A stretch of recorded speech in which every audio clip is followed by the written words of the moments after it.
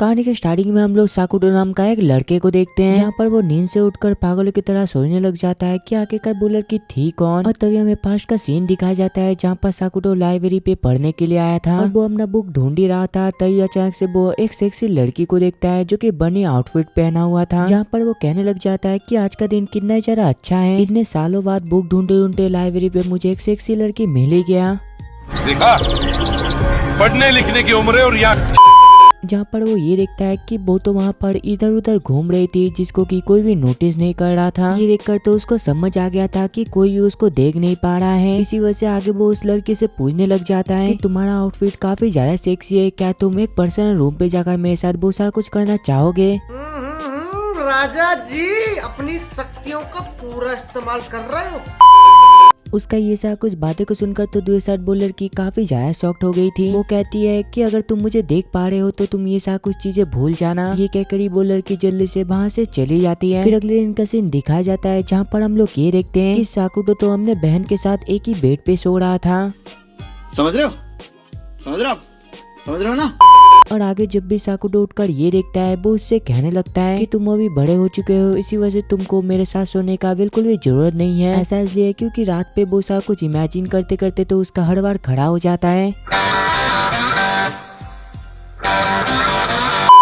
जिस पर उसकी बहन कहती है कि मुझे काफी ज्यादा ठंड लग रही थी, इसी वजह से मैं तुम्हारे रूम पर आ गई। वो कहता है कि तुम काफी ज्यादा बड़े हो चुके हो, इसी वजह से अगली बार से तुम मेरे साथ कुछ हरकत बिल्कुल भी मत करना। फिर अगले दिन का सीन दिखाया जाता है जहाँ पर साकुटो ट्रेन से अपने दोस्तों के साथ स्कूल पर जा रहा था, जहाँ पर वो अपने दोस्त कुनामी से पूछने लग जाता है कि क्या तुमको बनी गर्ल पसंद है, जहाँ पर वो ये भी पूछता है कि क्या तुम माई को जानते हो। वो बताता है कि हाँ मैं उसको जानता हूँ, वो एक आइडल है और वो काफी ज्यादा पॉपुलर है, जहाँ पर उसका कोई भी दोस्त नहीं है, इसी वजह से वो हर दिन अकेला स्कूल पर आता है। ये बात को सुनकर तो यहाँ पर साकुटो काफी ज्यादा शॉक्ड हो गया था, क्योंकि इतना पॉपुलर होने के बावजूद भी स्कूल पे उसका कोई भी दोस्त नहीं है। इसी वजह से वो यहाँ पर अपने मन में ये सोच रहा था कि मैं सबसे पहले उससे दोस्ती का हाथ बढ़ाऊंगा और उसके बाद एक ही बेड पे। और वो ये सा कुछ सोच ही रहा होता है, इतने में उस जगह पर कुनामी की गर्लफ्रेंड आ जाती है, जहाँ पर वो जल्दी से कुनामी का हाथ को पकड़कर अपने साथ लेकर जाती है। फिर लंच का सीन दिखाया जाता है जहाँ पर साकुटो अकेला बैठकर अपना खाना खा रहा था और तभी इतने में उस जगह पर कुनामी के गर्लफ्रेंड आकर उससे कहने लगती है कि तुम मेरा बॉयफ्रेंड कुनामी से दूर रहा करो, और वैसे भी तुमको याद होगा कि तुम कैसे काफी सारे बच्चों को हॉस्पिटलाइज किया था। उसका ये सा कुछ बातें को सुनकर तो यहाँ पर साकुटो को कुछ भी समझ नहीं आ रहा था, जहाँ पर वो उससे पूछने लगता है कि आखिरकार तुम इतना ज्यादा गुस्से में क्यों हो, क्या तुम्हारा पीरियड चल रहा है? उसका ये बात को सुनकर वो चिल्लाती हुई कहने लग जाती है कि साले एक बार बाहर मिल फिर दिखाती हूँ। ये कहकर ही आगे वो जल्दी से वहाँ से चली जाती है।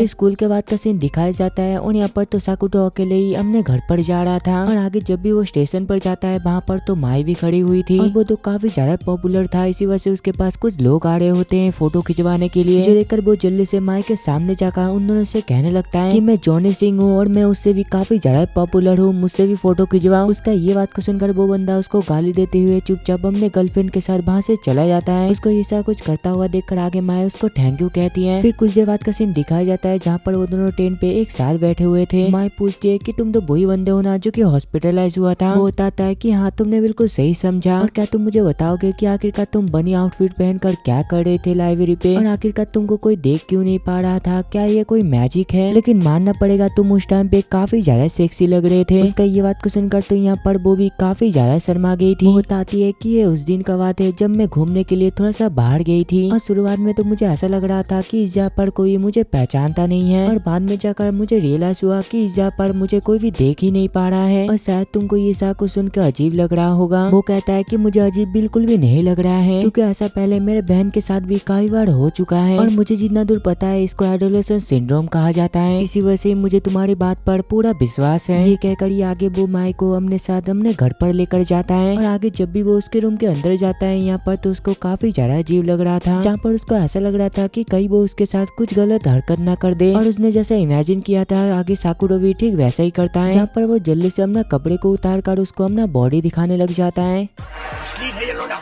माफ करना, मैं तो बस मजाक कर रहा था, वो असल में उसको अपना एक निशान दिखा रहा था। उसका ये निशान को देखकर आगे माई उसको छूते हुए उससे पूछने लगती है कि आखिरकार ये निशान तुम्हारे शरीर पर कैसे आया। लेकिन दूसरे हम लोग साकुटो को देखते हैं जो कि इस चीज का मजा ले रहा था। शाबाश बेटा, बहुत बढ़िया। और आगे साकुटो उसको बताने लग जाता है कि ये सब कुछ असल में मेरी बहन के साथ पहली बार स्टार्ट हुआ था, जहाँ पर वो उसको एक फोटो दिखाते हुए कहने लग जाता है कि एक दिन अचानक से मेरे बहन के बॉडी पर काफी सारे कट लग गए, जिस वजह से काफी सारे खून बहने लग गया। वो पूछती है तो फिर तुम्हारे शरीर पर ये निशान कैसे आया। वो बताता है कि एक दिन मैं एनी ब्रिस्ट का 100 गर्लफ्रेंड वाला सीरीज देखकर आराम से सो रहा था, लेकिन जब भी मैंने सुबह उठकर देखा मेरे बॉडी पर ये कट आ गया था और इससे काफी ज्यादा खून निकल रहा था और इसी वजह से मुझे हॉस्पिटलाइज होना पड़ा था। मैं कहती है वो अच्छा ऐसी बात है, तो इसका मतलब स्कूल में जो र्यूमर फैला है वो सारा कुछ झूठ है। और आगे जब भी उस जगह पर उसकी बहन आती है वो तो अपने भाई के रूम पर एक लड़की को देखकर काफी ज्यादा शॉक्ड हो गई थी। वो कहती है कि क्या तुम दोनों इतना जल्दी ये सब कुछ करने वाले हो। साकुटो कहता है कि तुम गलत समझ रहे हो, ये मेरा गर्लफ्रेंड नहीं है। और आगे साकुटो मैं को बताने लग जाता है कि असल में मेरा बहन है और इसके साथ भी वही सीन हुआ था और मुझे ये भी पता है कि आखिरकार तुम ये सब कुछ कैसे ठीक कर सकते हो। और वैसे भी स्कूल में तुम्हारा कोई भी दोस्त नहीं है, इसी वजह से धीरे धीरे करके सभी तुमको भूल रहे हैं। क्यों ना तुम दोबारा टीवी शो और मूवी में काम करने लग जाओ, इससे कोई भी तुमको कभी भी नहीं भूलेंगे। उसका ये बात को सुनकर पता नहीं क्यों मैं को काफी ज्यादा गुस्सा आ गई थी। इसी वजह से आगे वो गुस्से में उसको बाय कहती है चुपचाप वहाँ से चली जाती है। और अगले दिन पे वो स्कूल पे एक लड़की से मिलता है जिसका नाम रियो है, जहाँ पर वो उससे पूछने लग जाता है कि क्या ऐसा हो सकता है कि काफी सारे लोग एक पर्सन को अचानक से भूल जाए। रियो पूछती है कि क्या तुम्हारे पास ये पावर आ गया है और क्या इसके मदद से तुम लड़कियों का बाथरूम पर जाकर बहुत सारा कुछ करना चाहते हो। साकुटो कहता है कि मेरा मतलब ऐसा बिल्कुल भी नहीं था, तो फिर आखिरकार तुम ये सवाल पूछ ही क्यों रहे हो। और वैसे भी तुमको पता ही होगा कि ये चीज बिल्कुल भी पॉसिबल नहीं है और इसी वजह से ज्यादा बकवास न करके जल्दी से यहाँ से निकलो। और आगे स्कूल के बाद वो एक शॉप पर जाता है, जहाँ पर वो जल्दी से अपना ऑर्डर देती है। वो शॉप ओनर से पूछने लग जाता है कि क्या आप माई नाम का एक फेमस आइडल को जानते हो। वो लेडी बताती है कि मैंने ये लड़की का नाम कभी भी नहीं सुना है। ये सा कुछ सुनकर तो यहाँ पर उसको भी सा कुछ समझ आ गया था कि माई को सभी देख नहीं पाता है, बल्कि उसके साथ साथ उसके बारे में सभी भूल भी जाते हैं। और तभी अचानक से उसको कुछ एहसास होता है, जिस वजह से वो भागते हुए हमने घर पर जाने लगता है। और वहाँ पर पहुँचने के बाद वो ये देखता है कि माई तो उसके दरवाजे के सामने बैठी हुई थी और यहाँ पर तो उसके पेट से गुड़गुड़ का आवाज निकल रहा था। और इसी वजह से आगे साकुटो उसको ग्रीन बम ऑफर करता है। और आगे हम लोग ये देखते हैं कि साकुटो तो ये सारा चीजें नोट कर रहा था, क्योंकि उसको ऐसा लगता है कि शायद वो ये सारा कुछ चीजें भूल जाएगा। फिर अगले दिन का सीन दिखाया जाता है, जहाँ पर वो दोनों एक साथ शॉपिंग करने के लिए आया था। साकुटो कहता है कि हम दोनों यहाँ पर काफी ज्यादा अच्छे कपल दिख रहे हैं। वो कहती है कि आखिरकार तुम क्या बक रहे हो, हम दोनों कपल नहीं है। और आगे वो एक गाजर को परचेस करते हुए एक आदमी से पूछने लग जाती है कि बताओ आखिरकार ये गाजर का प्राइस कितनी है। लेकिन दूसरी साइड तो वो बंदे को गाजर के साथ साथ माए बिल्कुल भी नहीं दिखाई दे रहा था। जो करकड़ी आगे वो उससे कहने लग जाती है कि देख लिया ना कि आखिरकार मेरे साथ क्या क्या हो रहा है। और आगे वो दोनों शॉपिंग करके बाहर निकलने के बाद साकुटो उससे पूछने लग जाता है कि आखिरकार तुमने वो स्विमिंग सूट वाला ऐड क्यों ठुकराया था। इसका ये बात को सुनकर तो यहाँ पर मैं काफी ज्यादा गुस्से में आ गई थी। वो कहती है कि असल में मेरी मॉम काफी ज्यादा बुरी है, जहाँ पर मेरी मॉम पैसों के लिए कुछ भी कर सकती थी और उस टाइम पे मैं काफी ज्यादा छोटी थी और इसी वजह से मैंने वो स्विमिंग सूट पहनकर शूट करने के लिए मना कर दिया था। उसका ये बात को सुनकर वो कहता है कि तुमने काफी अच्छा काम किया और वैसे मुझे इसके बारे में काफी पहले से ही पता था, मैं तो बस कंफर्म करने के लिए पूछा था। उसका ये बात को सुनकर तो यहाँ पर वो काफी ज्यादा हैरान हो गई थी। और आगे इसके बारे में पूछने पर वो बताने लगता है कि मुझे असल में ये सब कुछ एक एड एजेंसी वाले लड़की ने बताया था। उसका ये बात को सुनकर आगे में वो रिपोर्टर का नंबर को लेकर उसके साथ बातें करने लगती है कि तुम्हारे लिए मेरे पास एक काफी खतरनाक ऑफर है कि मैं दोबारा कमबैक करने वाली हूँ, मेरी मॉम की एजेंसी पे नहीं दूसरी एजेंसी पर। और इसके बदले में साकुटो ने जो तुमको फोटो दिया है वो बिल्कुल भी अपलोड मत करना। और आगे उसके साथ थोड़ी देर बातें करने के बाद मैं साकुटो से कहने लगती है कि चलो कल मैं तुमसे स्टेशन पर मिलती हूँ और तुम बिल्कुल भी लेट मत होना। साकुटो पूछता है कि क्या ये एक डेट होने वाला है। वो कहती है कि कुछ ऐसा ही समझ लो, ये क्या करी। वो वहाँ से चली जाती है। और आगे हम लोग ये देखते हैं कि साकुटो तो बाथरूम पर कल के बारे में सोचकर बहुत सारा कुछ कर रहा था और तभी इनने में उसको ये सब कुछ करते हुए उसकी बहन देख लेती है। ये फंस गया सी है।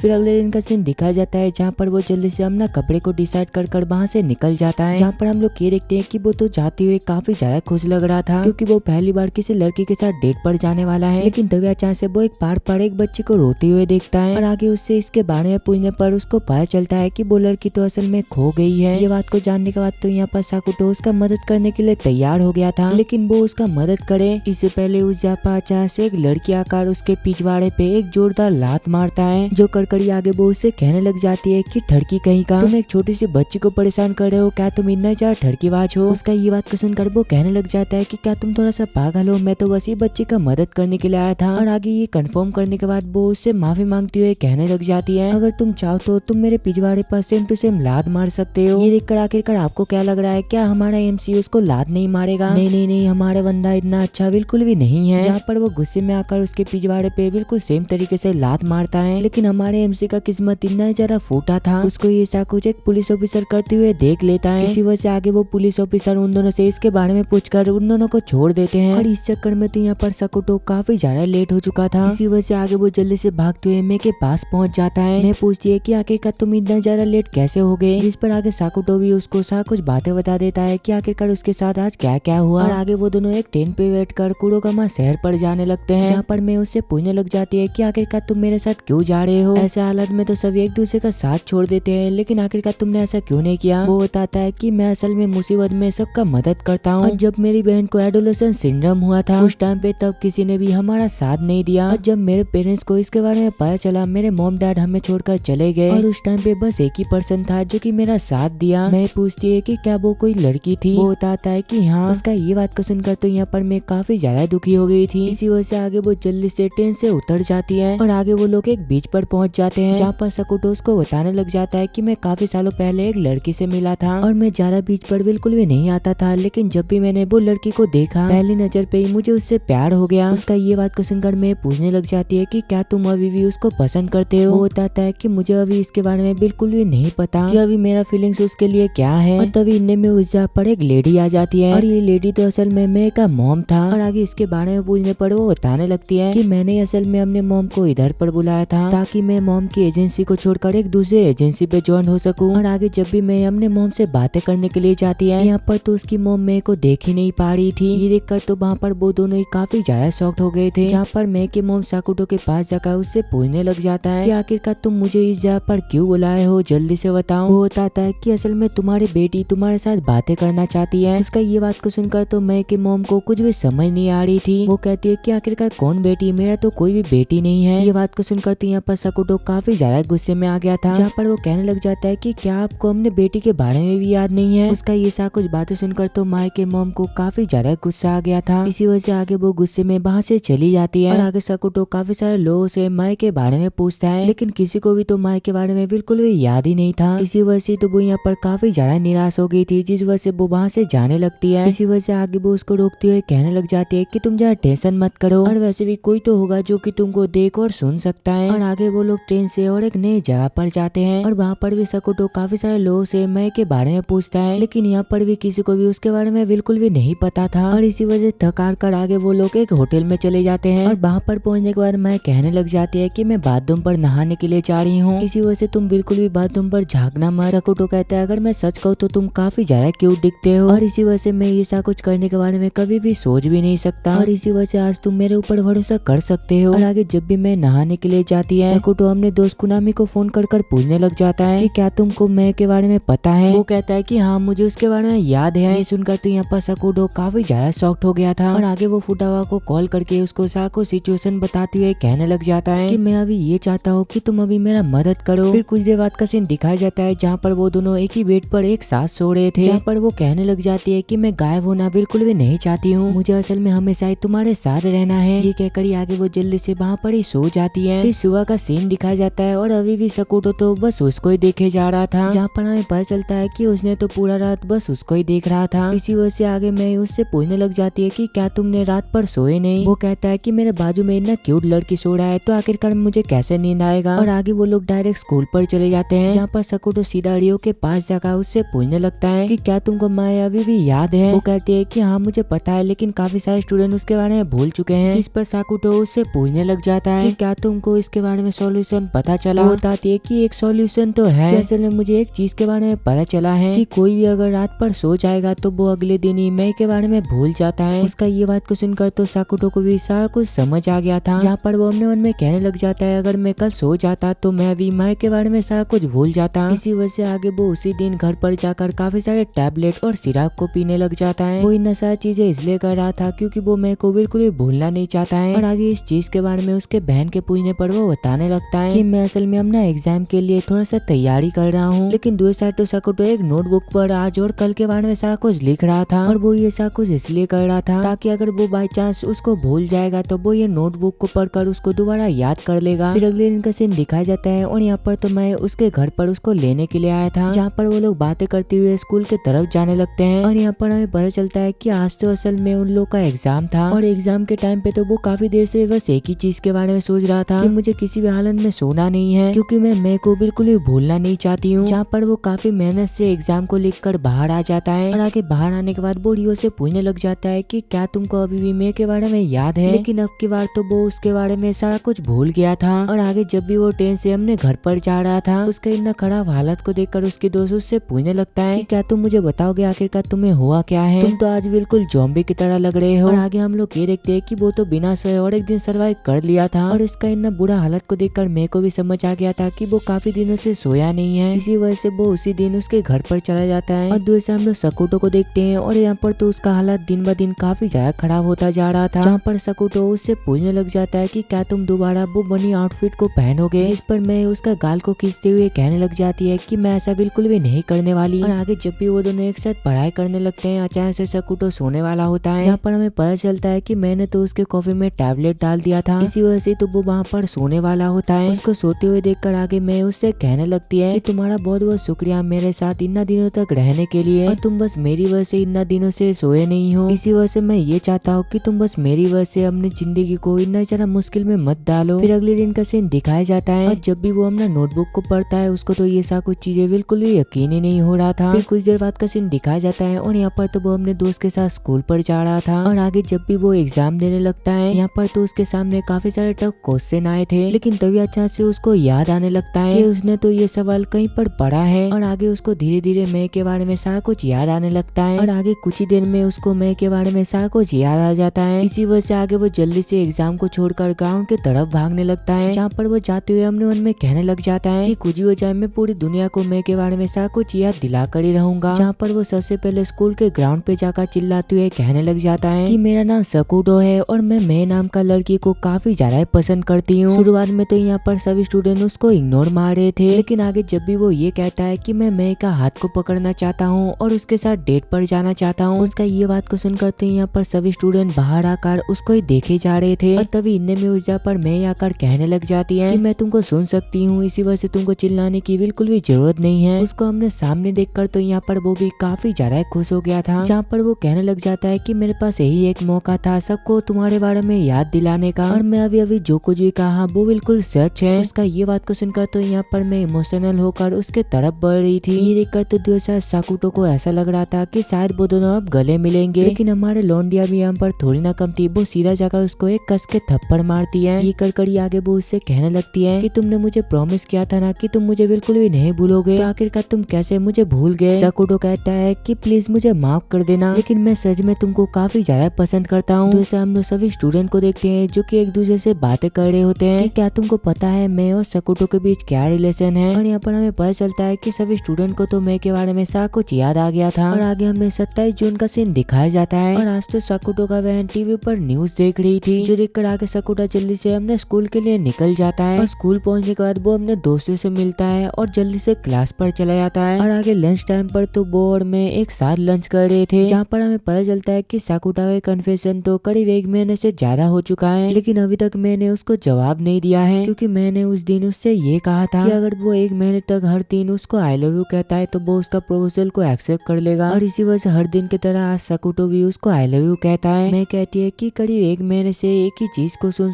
कर मैं पक चुकी हूँ, और क्या तुमको पता है मुझे एक ड्रामा में काम मिला है और स्क्रीन में एक किसिंग सीन भी लिखा हुआ है। उसका ये बात को सुनकर तो सकुटो उसको ये करने के लिए मना कर रहा था, जिस पर वो कहती है कि मैं तो पहले भी किस कर चुकी हूँ। उसका ये बात को सुनकर तो सकुटो काफी ज्यादा शॉक्ड हो गया था और आगे इसके पूछने पर वो बताने लगती है कि क्या तुमको याद नहीं है कि कैसे मैंने तुमको अपना पहला किस दिया था, और उस टाइम पे मुझे ऐसा लग रहा था अगर मैं तुमको किस करूंगा तो तुमको सारा कुछ बातें दोबारा याद आ जाएगा, लेकिन ऐसा बिल्कुल भी नहीं हुआ। उसका ये बात को सुनकर तो यहाँ पर सकुटो को कुछ भी समझ नहीं आ रहा था कि आखिरकार उसने ये सारा कुछ कब और कैसे किया। और आगे सकुटो उससे पूछने लग जाता है कि आखिरकार तुम मेरा प्रपोजल को कब एक्सेप्ट करोगे। वो कहती है कि मैं इसके बारे में तुमको जल्दी बोल दूंगी, और वैसे भी मैंने तुमको अभी तक रिजेक्ट भी नहीं किया है। सकुटो पूछता है तो क्या इसका मतलब तुम मुझे पसंद करते हो? जिस पर आगे मैं भी शर्माती हुई हाँ कहती है। फिर अगले दिन का सीन दिखाया जाता है और आज तो वो काफी ज्यादा खुश लग रहा था क्योंकि कल तो मैंने उसका प्रपोजल को एक्सेप्ट कर लिया था। लेकिन तभी सकुटो को पता चलता है कि आज तो 27 जून है और आगे जब भी वो स्कूल पर जाता है कल की तरह ही आज भी बिल्कुल सेम चीजें हो रहा था। शुरुआत में तो यहाँ पर उसको ये सा कुछ मजाक लग रहा था, लेकिन जब भी वो अगले दिन उठता है उसको पता चलता है कि आज भी 27 जून है। इसी वजह से आगे वो ये डिसाइड करता है कि वो इसके बारे में रियो से बातें करेगा और आगे रियो को सा कुछ बताने के बाद वो उससे कहने लगती है कि शायद तुम एक लूप में फंस चुके हो और मुझे इसके बारे में कुछ भी नहीं पता, इसी वजह से मैं तुम्हारा कुछ भी मदद नहीं कर सकता। उसका ये बात को सुनकर तो सकुटो उससे काफी ज्यादा रिक्वेस्ट कर रहा था कि प्लीज मेरा कोई मदद कर दो। जिस पर आगे रियो उसको एक डिमन के बारे में बताती हुई कहने लगती है कि डिमन की तरह शायद कोई फ्यूचर को प्रेडिक्ट कर रहा है और ये सा कुछ वो तब तक करता रहेगा जब तक उसका जो गोल है वो कंप्लीट नहीं हो जाता। सकुटो पूछता है तो आखिरकार मुझे कैसे पता चलेगा कि आखिरकार वो पर्सन कौन है? वो बताती है कि तुमको अभी से सबके ऊपर नजर रखना पड़ेगा और जो भी फ्यूचर प्रेडिक्ट कर रहा होगा वो कल से आज थोड़ा सा अलग बिहेव करेगा। इसी वजह से तो आज वो सबके ऊपर नजर रखा हुआ था, लेकिन इतना ज्यादा नजर रखने के बावजूद भी उसको वो पर्सन बिल्कुल भी नहीं मिला था। और आगे जब भी वो एक क्लासरूम के अंदर जाता है वो जहाँ पर वो लड़की को देखता है जिसने की उसके पिछवाड़े पे जोरदार लात मारा था, जहाँ पर हमें पता चलता है कि वो लड़की का नाम तो असल में टोमोए है। उसका ये बात को सुनकर तो यहाँ पर सकुटो को भी समझ आ गया था कि ये लड़की असल में वही डीमन है जिसके बारे में रियो बातें कर रहा था। और आगे वो कंफर्म करने के लिए उससे पूछने लग जाता है कि जल्दी से बताओ आज का दिन तुम कितने बार जी चुके हो? जिस पर टोमोए रोती हुई कहने लग जाती है कि ये असल में तीसरी बार है और ये सा कुछ क्या हो रहा है, मुझे कुछ भी समझ नहीं आ रहा है। सकुटो कहता है कि इन दिनों जो कुछ भी हुआ है तुम ये सा कुछ मुझे बताओ, इसके बाद ही हम लोग ये 27 जून से निकल सकते हैं। और आगे टोमोए कुछ बताया इससे पहले ही वो उस जगह पर एक लड़के को आते हुए सुनता है। इसी वजह से आगे वो सकुटो को लेकर एक जगह पर छुप जाती है और तभी हमें पता चलता है कि ये लड़का इस क्लास में इसलिए आया है क्योंकि वो तो असल में यहाँ पर टोमोए के साथ रिलेशनशिप पे आना चाहता है। लेकिन जब भी वो स्टूडेंट ये देखता है कि वहाँ पर टोमोए नहीं है, ये देखकर वो चुपचाप वहाँ से चला जाता है। और आगे सकुटो उससे कहने लग जाता है कि जल्दी से जाओ और उसका गर्लफ्रेंड बन जाओ। वो कहती है कि मैं ऐसा बिल्कुल भी करना नहीं चाहती, ऐसा इसलिए क्योंकि वो लड़के को मेरे बेस्ट फ्रेंड पसंद करती है। जहाँ पर मैं और रेना हर दिन बास्केटबॉल प्रैक्टिस देखने के लिए जाते थे और उसी दिन पहली बार रेना को वो लड़का पसंद आ गया था, लेकिन पता नहीं क्यों वो लड़का मेरा पीछा क्यों पड़ गया है। सकुटो पूछता है कि क्या तुम वो लड़के को पसंद करते हो? वो बताती है कि नहीं, मैं उसको पसंद बिल्कुल भी नहीं करती। और तभी इनने में वो लड़का उस जगह पर आ जाता है। ये देखकर तो वो दोनों दोबारा छुपने की कोशिश करते हैं, लेकिन इस चक्कर में गलती से वो उसके ऊपर चढ़ जाती है और उन दोनों को ऐसे पोजीशन पर देखकर तो वो लड़का भी चुपचाप वहाँ से चला गया था। और आगे जब भी उस जगह पर मैं उन दोनों को ऐसी पोजीशन पर देखती है वो चुपचाप वो क्लासरूम का दरवाजे को बंद करती हुए वहाँ से चली जाती है। ये देखकर तो यहाँ पर सकुटो उसको काफी ज्यादा समझाने की कोशिश कर रहा था, जिस पर वो कहती है कि मैं तुम्हारा बात बिल्कुल भी नहीं सुनना चाहती। ये कहकर ही वो चुपचाप वहाँ से चली जाती है, लेकिन इससे तो सकुटो को कुछ भी फर्क नहीं पड़ता। ऐसा इसलिए क्योंकि उसको ऐसा लग रहा था कि 27 जून दोबारा आने वाला है, लेकिन ऐसा बिल्कुल भी नहीं होता। अगले दिन तो 28 जून था। ये देखकर तो यहाँ पर उसको बिल्कुल भी विश्वास नहीं हो रहा था। और आगे रियो के पूछने पर उसको पता चलता है कि आज सच में 28 जून है। इसी वजह से आगे वो सबसे पहले मैं से माफी मांगने के लिए जाता है, लेकिन मैं तो आज स्कूल पर नहीं आया था। और आगे जब भी सकुटो रियो के पास जाता है, रियो तो यहाँ पर थोड़ा सा उदास लग रही थी। और आगे सकुटो के पूछने पर वो बताने लगती है कि मैं असल में आज ट्रेन पर कुनेमी से मिली और मैं जब भी उसके साथ बातें करती हूँ मैं हमेशा खुश हो जाती हूँ। और भले ही उसका गर्लफ्रेंड है लेकिन मैं उसको फिर भी काफी ज्यादा पसंद करती हूँ। सकुटो कहता है कि क्यों ना तुम मुझसे कन्फेस कर लो। वो कहती है कि मैं ऐसा बिल्कुल भी नहीं करना चाहती क्योंकि इससे हमारे दोस्ती पर काफी बुरा असर भी पड़ सकता है। और ये सा कुछ छोड़ो, मैं तुमको ये चीज बताना चाहती हूँ, अगर वो लड़का दोबारा तुम में से कन्फेस करने की कोशिश करेगा तो तुम काफी ज्यादा मुश्किल में पड़ जाओगे, क्योंकि स्कूल पर सभी स्टूडेंट को ऐसा लगता है कि तुम मेरे को पसंद करते हो। इसी वजह से वो लड़का ये सोचेगा कि तुम उसका बॉयफ्रेंड नहीं हो। इसी वजह से तुम दोबारा वही लूप में फंस जाओगे और अटके रह जाओगे। और आगे रात पे जब भी वो अपना पार्ट टाइम जॉब करने के लिए जाता है, उस जॉब पर तो एक नई लड़की काम करने के लिए आई थी और वो और कोई नहीं बल्कि टोमोए थी। और आगे अपना पार्ट टाइम जॉब खत्म करने के बाद जब भी वो दोनों हमने घर पर जा रहे थे तो मैं उससे कहने लग जाती है कि मैं ये चाहती हूँ कि तुम मेरा बॉयफ्रेंड बनने का नाटक करो। उसका ये बात को सुनकर तो यहाँ पर सकुटो उसको साफ साफ मना कर दिया था। और आगे एक साथ घर जाते हुए वो बताने लगती है कि मैं अभी अभी ये नए शहर पर शिफ्ट हुई हूँ और इसी वजह से मेरे पास बस कुछ ही दोस्त है जिसको कि मैं खोना बिल्कुल भी नहीं चाहती। और अगर मैं वो लड़के को रिजेक्ट करता हूँ तो रेना को काफी ज्यादा बुरा लगेगा और इसी वजह से शायद पहले की तरह हमारा दोस्ती बिल्कुल भी नहीं रहेगी, जिस वजह से मैं दोबारा अकेला हो जाऊंगा और अकेला रहना काफी ज्यादा मुश्किल है। इसका ये सा कुछ बातें को सुनकर तभी सकुटो को अपने बहन के बारे में याद आता है कि कैसे वो ठीक ऐसे ही बातें करती थी। इसी वजह से आगे सकुटो उसका फेक बॉयफ्रेंड बनने के लिए मान जाता है। और आगे घर जाने के बाद नहाते हुए तो सकुटो ये सोच रहा था कि आखिरकार वो मैं को कैसे समझाएगा। और जब भी वो नहाकर बाहर निकलता है अचानक से उसका कोई डोरबेल बजाता है और वो तो और कोई नहीं बल्कि मैं था। और आगे ना चाहते हुए भी उसको साकु सच बताना ही पड़ता है कि आखिरकार उसके साथ क्या क्या हुआ था। मैं कहती है कि मैं समझ सकती हूँ। उसका ये बात को सुनकर तो सकुटो काफी ज्यादा शॉक्ड हो गया था, क्योंकि आज तो मैं उसको बिल्कुल भी डांट ही नहीं रहा था। वो बताती है कि तुमको सजा ना देना ही मेरे लिए बेस्ट ऑप्शन होगा, और मुझे पता है कि तुमको झूठ बिल्कुल भी पसंद नहीं है, तो आखिरकार तुम उसका साथ क्यों दे रहे हो। वो कहता है कि टोमो भी बिल्कुल सेम बातें कर रहा था जैसे कि मेरा बहन कहता था। और आगे हमें पता चलता है कि यहाँ पर मैं तो उसको माफ कर दिया था। इसी वजह से आगे सकुटो नीचे झुकते हुए उसको काफी ज्यादा थैंक यू कहने लग जाता है। वो कहते हैं कि ऐसा कुछ करने से बिल्कुल भी नहीं चलने वाला, तुमको अपना सबूत देना पड़ेगा कि तुम कितना ज्यादा वफादार हो। उसका ये बात को सुनकर जब भी सकुटो उसके ऊपर चढ़ने की कोशिश करता है, ये देखकर तो मैं काफी ज्यादा गुस्से में आ गई थी, जिस वजह से वो उसके मुंह पर एक लात मारती है। और आगे ऐसी बातें करते करते वो सकुटो के बहन से भी मिलता है, और थोड़ी देर बातें करने के बाद तो यहाँ पर सकुटो की बहन भी उसको काफी ज्यादा पसंद करने लग गई थी। और आगे जब भी सकुटो उसको घर छोड़ने के लिए जाता है मैं उससे कहने लगती है कि झूठ झूठ में तुम दोनों एक दूसरे को डेट ना करने लग जाओ। वो कहता है कि तुमको टेंशन लेने की बिल्कुल भी जरूरत नहीं है, मैं हमेशा ही तुमको पसंद करता था और पसंद करता ही रहूंगा। और अगले दिन पे सकुटो को अपना दोस्त कुनिमी से पता चलता है कि वो लड़का जिसने किटोमो को प्रपोज करने के लिए आया था, वो एक दिन उससे ये कह रहा था कि वो अपने गर्लफ्रेंड से ब्रेकअप करने वाला है, क्योंकि अब उसे कोई और मिल गई है। फिर अगले दिन का सीन दिखाया जाता है और आज तो सकुटो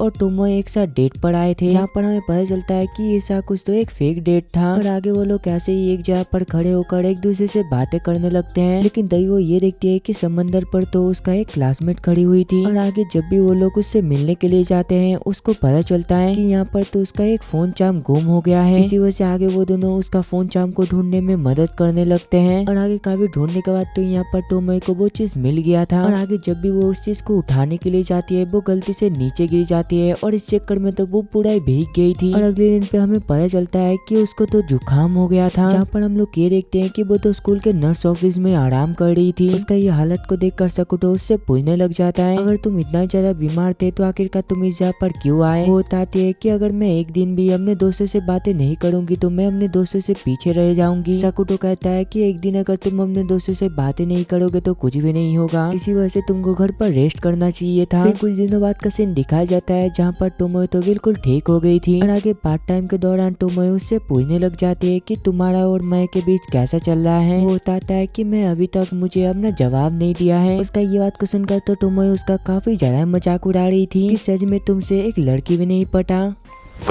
Emotional damn it!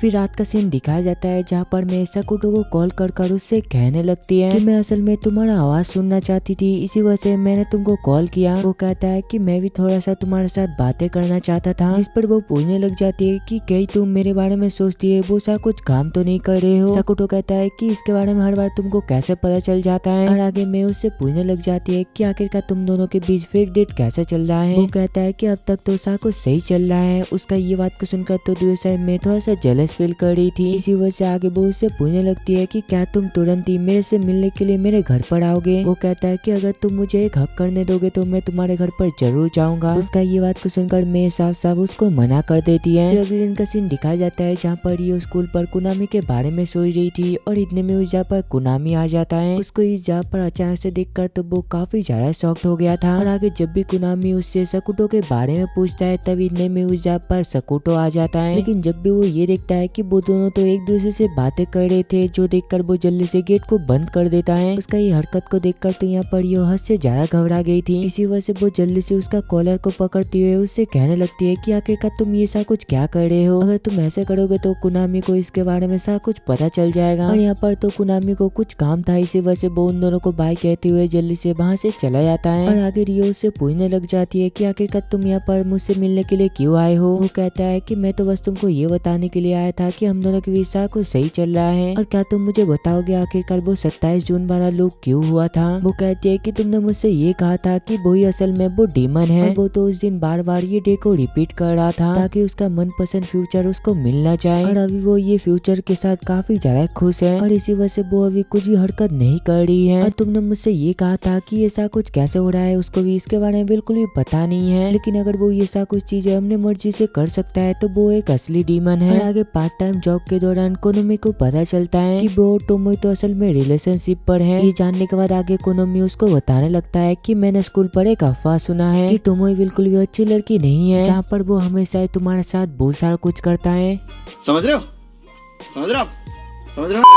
और आगे सकुटो के पूछने पर वो बताने लग जाता है कि मैं तो असल में ये सब कुछ बातें हमने कुछ दोस्तों से सुना हूँ। फिर अगली सीन में हम लोग सकुटो को देखते हैं जो कि यूसुकी के बारे में सोच रहा था, और ये तो असल में वही बंदा था जो कि टोमोई को पसंद करता है। और तभी अचानक से वो इस जगह पर रियो को देखता है, जिस वजह से आगे वो दोनों एक दूसरे से बातें करने लगते हैं, जहाँ पर सकुटो रियो से पूछने लग जाता है कि क्या मैं कमजोर होने के बावजूद भी मैं एक ऐसे लड़के से लड़ सकता हूँ जो कि काफी ज्यादा पावरफुल हो। वो कहती है कि अगर तुम अपना दिमाग का इस्तेमाल करोगे तो तुम जरूर जीत सकते हो। अगले दिन का सीन दिखाया जाता है जहाँ पर स्कूल खत्म होने के बाद टोमोई अकेले अपने घर पर जा रही थी, और आगे जब भी वो स्टेशन पे ट्रेन के लिए इंतजार कर रही थी, इतने में उसके पास सकुटो आ जाता है। और वहाँ पर तो काफी सारे स्टूडेंट उसके बारे में बातें कर रहे थे कि टोमोई असल में और वर्जिन बिल्कुल भी नहीं रहा। और तभी इतने में उस जगह पर यूसुकी आकर उन दोनों को चिढ़ाते हुए कहने लग जाता है आजकल के लड़के इतने ज्यादा अच्छे होते हैं जिस वजह से उसको हर दिन मिल जाता है। उसका ये बात को सुनकर तो दूसरा सकुटो एक स्माइल कर रहा था। उसका ये हरकत को देखकर तो यूसुकी काफी ज्यादा गुस्से में आ गया था। इसी वजह से आगे जब भी वो उसको पंच मारता है वो पीछे जाकर गिरता है, लेकिन तभी अचानक से वो दोबारा खड़ा हो जाता है और अब की बार तो वो उसके साथ फाइट करना चाहता था। उसको आगे बढ़ता हुआ देखकर तो यहाँ पर यूसुकी भी तैयार हो गया था उसके साथ फाइट करने के लिए, लेकिन तभी अचानक से सकुटो अपने पैर की मदद से उसके पैर पर एक कस के लात मारता है। इसी वजह से तो दूसरी साइड यूसुकी अपने घुटनों पर आ गया था, जहाँ पर वो कहने लग जाता है कि तुम जैसे लड़के बस यही कर सकते हैं। उसका ये बात को सुनकर सकुटो उसके मुंह पर एक कस के लात मारता है, जो कड़कड़ी आगे वो उसको बताने लगता है कि मैंने गलती से कल गोबर पर अपना पैर रख दिया था, इसी वजह से तुमको अपना मुंह धो लेना चाहिए, और मैं तुमको लास्ट बार वार्निंग दे रहा हूँ, अगर तुम ऐसे ही फालतू का अफवाह फैलाते रहोगे तो तुम्हारे लिए ये चीज बिल्कुल भी अच्छा नहीं होगा। जहाँ पर वो चिल्लाती है उससे कहने लग जाता है कि तुम जैसे सोचते हो टोमोई ऐसा बिल्कुल भी नहीं है, और मैं अगर सच कहूँ तो वो अभी भी वर्जिन है। ये कहकर सकुटो जल्दी से उसका हाथ को पकड़ता है और वो दोनों आगे भाग जाते हैं, और आगे टोमोई उससे कहने लग जाती है कि मुझे लगा नहीं था कि तुम मेरे लिए ये सारा कुछ भी करोगे, और आज मेरा मदद करने के लिए तुम्हारा बहुत बहुत शुक्रिया। और आगे जब भी रात में टोमोई स्टडी कर रही थी तभी वो अपने फोन पे माई का एक ऐड देखती है, और ये ऐड को देखकर तो दूसरी साइड वो बिल्कुल भी खुश नहीं थी। और दूसरी साइड हम लोग मे को देखते हैं जो कि सकुटो के साथ एक साथ मिलकर पढ़ाई कर रहा था, जहाँ पर वो उससे पूछने लग जाती है कि बताओ आखिरकार तुम फ्यूचर में जाकर क्या करना चाहते हो। उसका ये बात को सुनकर वो तुरंत ही कह देता है कि मैं तुम्हारे साथ शादी करना चाहता हूँ। ये सुनकर तो यहाँ पर मैं काफी ज्यादा गुस्से में आ गई थी। इसी वजह से आगे सकुटो जल्दी से अपना जवाब को चेंज कर देता है, जहाँ पर वो कहने लग जाता है कि मैं कॉलेज जाना चाहता हूँ, जिस पर वो भी कहती है कि मैं भी असल में कॉलेज पर जाना चाहती हूँ, और इसी वजह से क्या तुम मेरे साथ कॉलेज जाना पसंद करोगे। सकुटो तो यहाँ पर हाँ कहा था। इसी वजह से आगे वो उससे कहने लगती है कि कॉलेज पर जाने के लिए तुमको काफी ज्यादा मेहनत करना पड़ेगा। वो बताता है कि मुझे पढ़ाई करना बिल्कुल भी पसंद नहीं है, जिस पर वो उससे पूछने लग जाती है अगर मैं तुमको बनी ड्रेस पहन कर पढ़ाऊंगी तो क्या तुम पढ़ोगे। उसका ये बात को सुनकर तो यहाँ पर तुरंत ही सकुटो हाँ कह दिया था। इसी वजह से मैं जल्दी से बनी आउटफिट को पहन लेती है। उसको ये सब कुछ करते हुए देखकर तो यहाँ पर सकुटो काफी ज्यादा हैरान हो गया था, और आगे इसके पूछने पर उसको पता चलता है कि वो असल में अपने बॉयफ्रेंड को खोना बिल्कुल भी नहीं चाहता है, और वो तो टोमोआ से काफी ज्यादा जेलस फील कर रही थी। इसी वजह से सकुटो उससे कहने लग जाता है कि मैं तुमको काफी ज्यादा पसंद करता हूँ, जिस पर मैं उसका गाल को खींचते हुए कहने लग जाती है कि अभी बस तुम उसका बॉयफ्रेंड हो, इसी वजह से तुम अभी चीटिंग मत करो। फिर अगले दिन का सीन दिखाया जाता है, और स्कूल के बाद तो यहाँ पर टोमो सकुटो का इंतजार कर रही थी, और आगे वो लोग थोड़ा सा शॉपिंग करके कैफे में चले जाते हैं थोड़ा सा टाइम स्पेंड करने के लिए, जहाँ पर सकुटो के पूछने पर टोमो बताने लग जाती है कि समर ब्रेक काफी जल्दी आने वाली है, और मेरे पास एक खतरनाक प्लान है जब मैं तुमसे ब्रेकअप कर लूंगी। फिर अगले दिन का सीन दिखाया जाता है जहाँ पर सकुटो ब्रेकफास्ट कर स्कूल के लिए निकल जाता है, जहाँ पर हमें पता चलता है कि आज तो असल में स्कूल का आखिरी दिन है, क्योंकि कल से तो असल में समर ब्रेक स्टार्ट होने वाला है, और आज ही तो असल में टोमोए का प्लान सकुटो से ब्रेकअप करना था, जहाँ पर वो दोनों सबसे पहले स्टेशन पर मिलते हैं और बीच पे जाकर थोड़ा सा एंजॉय करने लगते हैं, और आगे शाम पे टोमोए उससे कहने लग जाती है कि अब टाइम आ चुका है। ये कहकर ये आगे वो दोनों एक दूसरे का हाथ मिलाकर ब्रेकअप कर लेते हैं। लेकिन जब भी सकुटो अगले दिन उठता है उसको पता चलता है कि वो तो दोबारा एक लूप में फंस चुका है, और आगे जब भी वो टोमोए के पास जाकर उससे पूछने लग जाता है कि क्या तुम दोबारा एक लूप में फंस गए हो। वो बताती है कि नहीं तो मैं तो लूप में नहीं फंसी। उसका ये बात को सुनकर तो सकुटो काफी ज्यादा शॉक्ड हो गया था। इसी वजह से आगे वो रियो के पास जाकर उसको सब कुछ बता देता है कि इस बार मैं असल में अकेला लूप में फंस चुका हूँ। रियो बताती है कि ऐसा बिल्कुल भी नहीं हो सकता, और मुझे जितना दूर पता है टोमोए झूठ कह रही है। है और शायद तुम दोनों के बीच में ऐसा कुछ हुआ है जिस वजह से वो दोबारा फ्यूचर को प्रेडिक्ट कर रही है। और वैसे ही मैंने तुमको पहले ही बताया था कि जब तक वो अपना मनपसंद फ्यूचर को चूज नहीं कर लेता तब तक तुम इसी लूप में फंस कर रह जाओगे। और आगे सकुटो कल की तरह आज भी बिल्कुल सेम टू सेम करने लग जाता है, जहाँ पर वो दोनों शाम पर हाथ मिलाकर एक दूसरे से ब्रेकअप कर लेते हैं। लेकिन जब भी वो सुबह उठकर देखता है आज भी बिल्कुल वही डेट था। इसी वजह से आगे वो कुनिमी के पास जाकर उससे पूछने लगता है अगर तुम्हारा गर्लफ्रेंड होने के बावजूद भी तुमको कोई और पसंद करे तो फिर तुम उस सिचुएशन पर क्या करोगे। वो बताता है कि मुझे इसके बारे में नहीं पता, लेकिन ऐसे सिचुएशन पर चुप रहना ही बेटर होगा। और आगे वो दोनों स्कूल के बाद दोबारा स्टेशन पे मिलते हैं, जहाँ पर वो दोनों आज बीच जाने के बजाय श्राइन पर जाते हैं। और श्राइन पे प्रार्थना करने के बाद टोमोए उससे पूछने लगती है कि आखिरकार कब हम लोग बीच पर जाएंगे। उसका ये बात को सुनकर सकुटो उससे कहने लग जाता है कि मुझे पक्का यकीन है कि तुम झूठ कह रहे हो। और आगे इसके पूछने पर वो बताने लग जाता है कि भले ही मैं तुम्हारा फेक बॉयफ्रेंड हूँ, लेकिन तुम इन दिनों से जो कुछ भी कर रहे हो मुझे ये सारा कुछ के बारे में पता है। और भले ही तुम ये दिन को बार बार रिपीट करते जाओ, चाहे जो कुछ हो जाए कभी भी मैं तुमको एक्सेप्ट नहीं करूंगा। जिस पर टोमोए कहने लग जाती है कि तुमको पता चल ही गया, इसमें मेरा कोई भी गलती नहीं है, मैं तो जस्ट तुम्हारा दोस्त बनकर रहना चाहता था, लेकिन तुमने मेरे साथ बॉयफ्रेंड बनने का नाटक इतने ज्यादा अच्छे तरीके से किया, इसी वजह से मैं तुमको सच में चाहने लगी। और भले ही मैं तुमसे प्यार करता हूँ, लेकिन मुझे पता है कि इसका आंसर आखिरकार क्या होने वाला है। और अगले दिन पे सकुटा जब भी सोकर उठता है उसको पता चलता है कि वो तो दोबारा 27 जून पे आ गया है, उसी दिन पे जहाँ से ये सब कुछ शुरू हुआ था, जहाँ पर वो सबसे पहले स्कूल पर जाता है और लंच ब्रेक के दौरान वो मेरे को आई लव यू कहता है। वो कहती है कि मैं 1 महीने तक ये बात सुन कर पक चुकी हूँ। वो पूछता है तो क्या इसका मतलब तुम मुझे पसंद नहीं करते। वो कहती है कि आखिरकार मैंने ये चीज कब कहा, और वैसे भी तुम याद रखा करो कि मैं अभी तक तुमको रिजेक्ट नहीं किया। और आगे सकुटो उससे पूछने लग जाता है कि आखिरकार तुम मेरे बारे में क्या फील करते हो। उसका ये बात को सुनकर मैं सीधा जाकर उसके गाल पर एक किस करती है। ये देखकर तो यहाँ पर सकुटो काफी ज्यादा शॉक्ड हो गया था, जहाँ पर वो उससे कहने लग जाता है कि मुझे ऐसा लगा था कि तुम मेरे गाल पर नहीं बल्कि मुंह पर किस करोगे। उसका ये बात को सुनकर तो यहाँ पर मैं काफी ज्यादा गुस्से में आ गई थी। इसी वजह से आगे वो उसका पैर अपने पैर से दबाने लग जाती है। और आगे जब भी वो लंच के बाद बाहर पर टहलने के लिए आता है वो ये देखता है कि उस जगह पर तो युसुकी टोमोए को अपना बॉयफ्रेंड बनने के लिए कह रहा था, जिस पर वो उसको साफ साफ मना करती हुए कहने लग जाती है कि मैं असल में किसी और को पसंद करती हूँ। और आगे टोमोए सीधा सकुटो के पास जाकर उससे मिलता है। उसको यहाँ पर देखकर सकुटो उससे कहने लग जाता है कि मैं हमेशा ही तुम्हारा दोस्त रहूंगा, इसी वजह से ज्यादा टेंशन मत करो। और आगे पहले की तरह वो पार्ट टाइम जॉब को ज्वाइन करती है। और आगे मैं और सकुटो काफी रात तक एक दूसरे से बातें करते हैं, जिसके बाद मैं बनी ड्रेस को पहनकर सकुटो को पढ़ाती है। और आगे जब भी वो दोनों स्कूल के बाद एक साथ घर पर जा रहे थे तभी अचानक से वो दोनों ये देखते हैं कि उस जगह पर एक छोटी सी लड़की एक बिल्ली को बारिश से बचा रही थी। इसी वजह से आगे सकुटो उसका मदद करता है। और आगे जब भी वो उसका नाम पूछता है उसको पता चलता है कि उसका नाम तो असल में सोको माकिनो हारा था। उसका ये नाम को सुनकर तो यहाँ पर वो काफी ज्यादा हैरान हो गया था, क्योंकि ये नाम तो वही लड़की का था जिसके साथ वो बीच पर मिला था। जब वो लड़की को देखकर सकुटो को पहली नजर में प्यार हो गया था। फिर नेक्स्ट सीन में हम लोग सकुटो को देखते हैं जो कि एक जगह पर बैठा हुआ था, और तभी इतने में उस जगह पर एक लड़की आकर उसके साथ बातें करने लगती है। वो लड़की को यहाँ पर देखकर आगे सकुटो उससे पूछने लग जाता है कि क्या यहाँ के सभी लोग इस तरीके से बातें करते हैं जिसको कि वो पहचानता भी नहीं। जिस पर वो लड़की उससे पूछने लग जाती है कि क्या तुम मुझे एक पागल समझ रहे हो। वो बताता है कि पागल नहीं बल्कि तुम मुझे परेशान कर रहे हो। और आगे वो लड़की अपना नाम बताती है जो कि था सोको माकिनोहारा। और तभी हमें पता चलता है कि ऐसा कुछ तो असल में सकुटो का एक सपना था। और आगे जब भी वो अपने रूम से बाहर जाकर देखता है उसको पता चलता है कि उस जगह पर तो वही लड़की थी जिससे कि वो कल मिला था, और वो तो यहाँ पर उसके घर पर बिल्लियों को देखने के लिए आई थी। ऐसा इसलिए है क्योंकि उसके पेरेंट्स घर पर बिल्लियों को अलाउ नहीं करती है। और तभी इतने में उस जगह पर सकुटो का बहन आकर उससे कहने लगती है कि भाई तुम देखती देखते और एक नई लड़की को पटा लिया, क्या मैं तुम्हारे लिए काफी नहीं हूँ। उसका ये बात को सुनकर सकुटो कहता है कि बकवास करना बंद करो। और आगे जब भी वो रियो के पास जाकर उसको ये सारा कुछ चीजों के बारे में बताता है, वो उस जगह पर रियो को देखकर तो काफी ज्यादा हैरान हो गया था, क्योंकि वो अपना लुक को पूरा चेंज कर लिया है। और आगे जब भी वो पार्ट टाइम जॉब करने के लिए जाता है अचानक से उस जगह पर मैं आकर उससे कहने लग जाती है कि काफी टाइम हो गया तुमसे मिले हुए, और सच में मैं काफी ज्यादा बुरी गर्लफ्रेंड हूँ जो कि तुमको बिल्कुल ही टाइम नहीं देता है, और करीब 1 हफ्ते से हम दोनों ठीक से मिले भी नहीं। इसी वजह से तुम जो कुछ भी चाहोगे मैं वो सारा कुछ चीजें करने के लिए तैयार हूँ। उसका ये बात को सुनकर तो सकुटो अपने मन में ये सोच रहा था कि वो उससे क्या विश मांगेगा। उसको इतना सोचता हुआ देखकर मैं उससे कहने लगती है कि तुम सबसे पहले अपना ये पार्ट टाइम जॉब को कंप्लीट कर लो, मैं तुम्हारे लिए बाहर पर इंतजार करती हूँ, तब तक तुम सोच लेना कि आखिरकार तुमको क्या करना है। और आगे जब भी उसका पार्ट टाइम जॉब खत्म होता है वो जल्दी से मे के पास बाहर पर घूमने के लिए जाता है, जहाँ पर सकुटो उसको सोको के बारे में सारा कुछ चीजें बता देता है कि वो लड़की असल में उसका पहला प्यार था और उसी नाम की वो कल एक नई लड़की से मिली। और आगे जब भी वो दोनों ऐसी बातें करते करते आगे बढ़ रहे थे तभी अचानक से वो दोनों सामने रियो को देखते हैं, और वो तो इतने से रात में अकेले एक कैफे के अंदर जा रही थी, जो देख कर आगे वो दोनों उसका पीछा करते हुए उस जगह पर पहुंच जाते हैं। और अंदर जाने के बाद जब भी वो दोनों रियो को ढूंढने की कोशिश करते हैं, वहाँ पर तो रियो नहीं था। और इसी वजह से आगे जब भी सकुटो उसको कॉल करने लग जाता है, तभी इतने में उस जगह पर रियो आ जाती है और वो उसको यहाँ पर देखकर जल्दी से वहाँ से भागने लग जाती है। लेकिन लास्ट में जाकर तो यहाँ पर सकुटो उसको पकड़ लिया था और उसको देखकर तो यहाँ पर सकुटो को ऐसा लग रहा था कि वो कल वाला रियो नहीं है, क्योंकि उसने अपना हेयर स्टाइल को पूरा चेंज कर लिया है। और आगे ये सब के बारे में पूछने पर बाद में वो बताने लग जाती है कि असल में मेरा एक डुप्लीकेट बन गया है, जो कि बिल्कुल मेरी तरह दिखता है और वो मेरे घर पर रह रहा है, और इसी वजह से मुझे अपने घर को छोड़कर इधर उधर घूमना पड़ रहा है। और आगे सकुटो के पूछने पर उसको पता चलता है कि ये असल में एडोलेसेंस सिंड्रोम है। उसका ये बात को सुनकर सकुटो उससे कहने लग जाता है, अगर तुम चाहो तो तुम मेरे घर पर रह सकते हो। वो कहती है कि मैं ऐसा नहीं कर सकती, क्योंकि इससे तुम्हारे गर्लफ्रेंड को प्रॉब्लम होगा। और आगे जब भी सकुटो में से इसके बारे में पूछता है, वो कहने लग जाती है, अगर ये आज से तुम्हारे घर पर रहेगा तो मैं भी तुम्हारे साथ ही रहूंगी। उसका ये बात को सुनकर आगे सकुटो को ना चाहते हुए भी ये मानना ही पड़ता है। फिर कुछ देर बाद का सीन दिखाया जाता है, जहाँ पर रियो सकुटो के घर पर बात ले रही थी। तभी इतने में उसके बाद सकुटो आकर उससे पूछने लग जाता है कि आखिरकार ऐसे कैसे हो सकता है कि अचानक से तुम्हारा एक डुप्लीकेट बन गया। वो बताती है कि असल में एक क्वांटम थ्योरी है, तुमको इसके बारे में कुछ भी समझ नहीं आएगा, इसी वजह से रहने दो। फिर रात का सीन दिखाया जाता है, जब सभी सो जाते हैं, अचानक से मैं सकुटो के पास आकर उसके बाजू में लेट जाती है। और यहाँ पर मैं को देखकर तो सकुटो को ऐसा लग रहा था कि वो आज काफी ज्यादा खुश है। और आगे मैं कहने लग जाती है कि रियो इस जगह पर काफी अच्छे तरीके से सो रही है, शायद वो उस कैफे में कुछ दिनों से अच्छे तरीके से सो नहीं पा रही थी, और मेरे कल छुट्टी है, इसी वजह से मैं ये चाहता हूँ कि हम दोनों एक डेट पर चले। वो बताता है कि प्लीज मुझे माफ कर देना, मैं ऐसा बिल्कुल भी नहीं कर सकता, क्योंकि कल मुझे स्कूल पर उसके डुप्लीकेट वाला रियो से मिलने के लिए जाना है। उसका ये बात को सुनकर तो मैं थोड़ा सा दुखी हो गई थी, जहाँ पर वो कहने लग जाती है कि मैं करीब एक हफ्ते से तुमसे बिल्कुल भी नहीं मिला, अब जब मैंने तुमसे डेट के लिए पूछा तो मैं से ही मना कर दिया। चलो कोई बात नहीं, वैसे भी वो तुम्हारा दोस्त है, इसी वजह से तुमको मदद करना ही पड़ेगा। उसको रियो के बारे में इतना फिक्र करता हुआ देखकर तो सकुटो काफी ज्यादा खुश हो गया था, जिस वजह से आगे वो उसको किस करने के लिए आगे बढ़ने लगता है। लेकिन यहाँ पर तो उसको किस करना बिल्कुल भी नहीं आता था, इसी वजह से गलती से उन दोनों का सर टकरा जाता है।